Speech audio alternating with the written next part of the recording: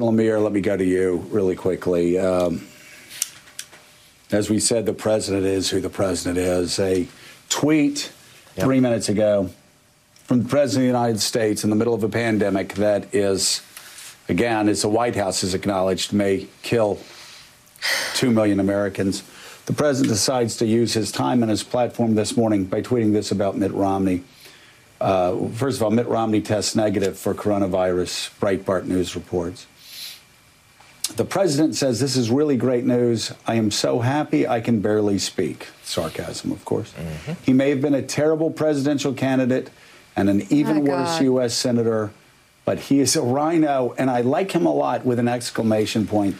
The president of the United States... Don't you just ask yourself the question right now about his stability? Well, of course, Mika, we do every day. I wonder what about people in the White House right now watching this? But, you know, the thing is, again, in the middle of this crisis, first of all, Mitt Romney is of the age that this could have been a death sentence for him. His wife? His wife has underlying conditions, so if he were positive, it could have been a death sentence for her. And Donald Trump cannot, even in these times, refrain from attacking somebody who is part of the United States Senate. We're all in this together, the president said, and I agreed with him. We're all in this together. And you just, like, what if Mitt Romney had tweeted something like that about the president this time, if he had tested, or anybody else? I mean, the outrage from Donald Trump and his campaign and from websites would have been overwhelming. But he is held to such a lower standard, and by everybody. He does this, again, in the middle of the pandemic, when he should be telling us what he's doing to get more masks, more ventilators, more tests. God, more tests for Americans, so we don't have 2 million people die. As, again, the White House just concerned about that study. That's not me. That's not the media. That's not fake news. That's not the hoax that people were talking about a couple weeks ago. The White House believes that. And yet, Jonathan Lemire, he's mocking Mitt Romney this morning after Mitt Romney finds out that he doesn't have the coronavirus. You ask what the president's response would be if someone else tweeted that about him or his family. No one else would tweet that about his or his family. Let's flash back a couple of days ago. The president was in the White House briefing room when a reporter informed him that Senator Romney was moving into isolation because he had been exposed to Senator Rand Paul, who, of course, now did test positive for the coronavirus. And the president said, "Romney, oh, gee, too bad."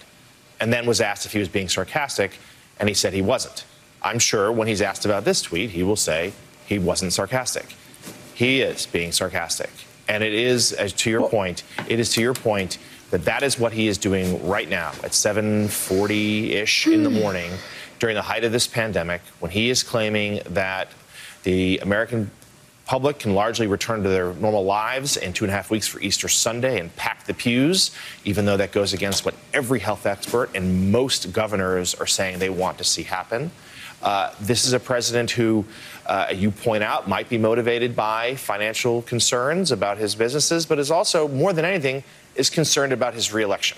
And that is informing every decision he is making, is he wants things, and that includes the economy, to, quote, go back to normal so he can get back to running the campaign he wants to run against Joe Biden, to be out there holding his rallies, to secure another 4 years in office. That is fueling everything he is doing.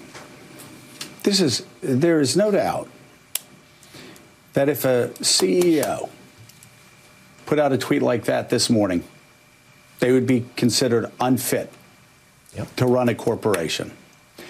If a school teacher put out a tweet like that this morning, they would be considered unfit to run a classroom.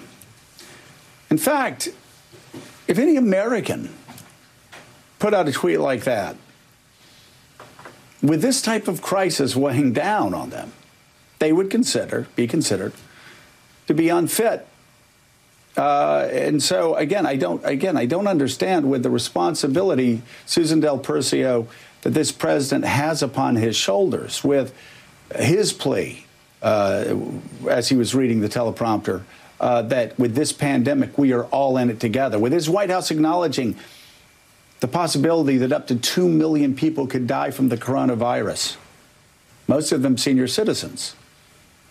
That's right. And if he thinks this is going to distract us from the fact that he screwed up on masks, he screwed up on testing, he screwed up on ventilators, he screwed up on preparation, it's not going to distract us. It's just going to draw attention to the fact that when he does things like this, he looks unfit for the job. I'm sorry, Susan. Go ahead. Oh, no, I was just going to respond. You said a key thing there. When he